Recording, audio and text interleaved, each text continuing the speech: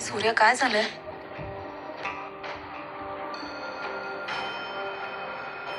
सूर्या, तू बोलत जा बरं. हे असं हताश बसलास ना की मला कसं तरी होतं. तुझं उद्याचा दिवस आपल्यासाठी अग्निपरीक्षा आहे. कालिंदी मॅडमचा फोन आला होता. त्या म्हणल्या काहीच पुरावा सादर केला नाही आपण तर जालिंदरला जामीन होण्याची शक्यता आहे.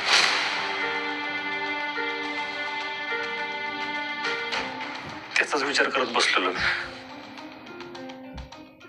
नाही नाही, असं होऊन चालणार नाहीये सूर्या. पण काय करायचं तुळजा आपण? अगं आज दिवसभर मी शोध घेतला पण काहीच हाती लागलं नाही माझ्या. तुळजा, मी लढायची पूर्ण तयारी केली पण आपल्या बाजून काहीतरी पुरावा पाहिजे ना. सगळंच आपल्या विरोधात जायला लागलं तर कसं करायचं? कधी कधी वाटतं ही केस टाकून चूक केली का काय मी. सूर्या, आपण न्यायासाठी लढतोय. यामध्ये अडचणी येत राहणारच आहेत, पण म्हणून असं काय हताश होऊन चालणार आहे का? हे बघ, आत्ता पुरावे मिळाले नाही म्हणून पुढेही मिळणार नाही असं नाही होणार आहे. कालिंदी मॅम आहेत, त्या यावर नक्कीच काही ना काहीतरी मार्ग काढतील. पण तू असं धीर सोडू नकोस बरं. तुझं आतापर्यंत कोर्टाची पायरी आपण कधीच चढलो नव्हतो. त्या कालिंदी मॅडम आहेत म्हणून जरा तरी आपल्याला आधार आहे.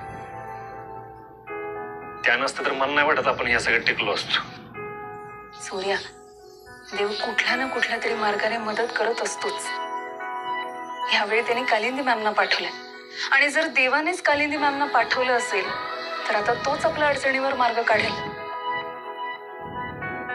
तू फक्त देवावरती विश्वास ठेव आणि असा हताश होऊ नकोस. नाही, त्याच्यावर तर विश्वास आहेच.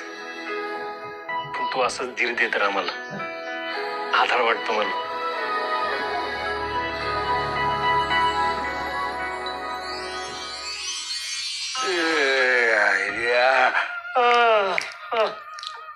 अरे किती वेळा सांगितलं तुला झोपलेल्या माणसाला उठव नाही. अरे पाप लागत. अरे वा वा वा वा वा वा. आमदार साहेब आले म्हणायचे.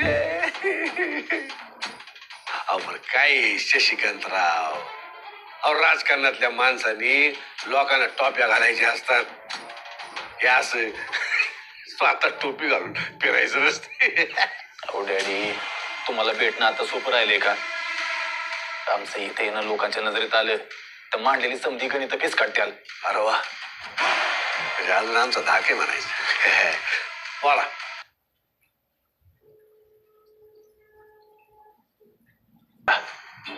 आता त्या भाग्याच्या आईबापाला शोधणं काय आम्हाला शक्य नाही. अहो आम्ही समधी प्रयत्न केले. अहो आमची समधी माणसं बी समधी कंटाळली. आम्ही एक काम करतो, आम्ही तुमचं जामीन करतो. पण या भाग्याच्या आईबापांना शोधणं आमच्याच्याने काय होणार नाही. हे जामिनाचं तर आमचा वकील बी करत. तुम्हाला सांगितलं ते काम तुम्ही करायचं. करायचं म्हणजे करायचं.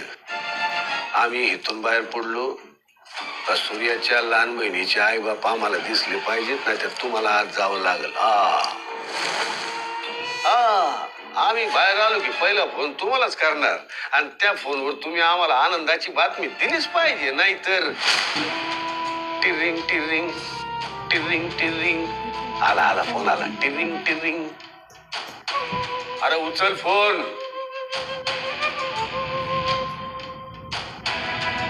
हॅलो. असे जमले की तुम्हाला? आता आम्ही जे फोन खेळणार आहे ना त्यात आम्ही तुम्हाला बी सामील करून घेणार आहे. आता म्हणा hello. Hello hello hello hello. शशिकांतराव, जालिंदर निंबाळकर बोलतो. तुम्हाला एक आनंदाची बातमी द्यायची होती. वा, आमचा जामीन मंजूर झाला बरं का? पण आम्ही आता जे जेलमधून बाहेर पडलोय ना त्या जेलचा दरवाजा आम्ही तुमच्यासाठी उघडून ठेवलाय. आता तुम्हाला जर तिथं जायचं नसेल एकच उपाय. भाग्यश्रीचे आई बाप सापडले का? सापडले का? नाही सापडले. शोधतोय आम्ही. काय नाही सापडले झाले तुमचं काम झालं. आम्हाला हेच उत्तर तुमच्याकडनं हवं होतं. काय लहान मुलासारखं फोन खेळतात. ठेवा तो फोन. कसं वाटलं खेळ?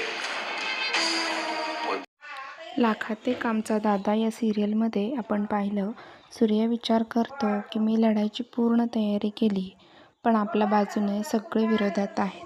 आता बघूया जालिंदरचं काय प्लॅन आहे.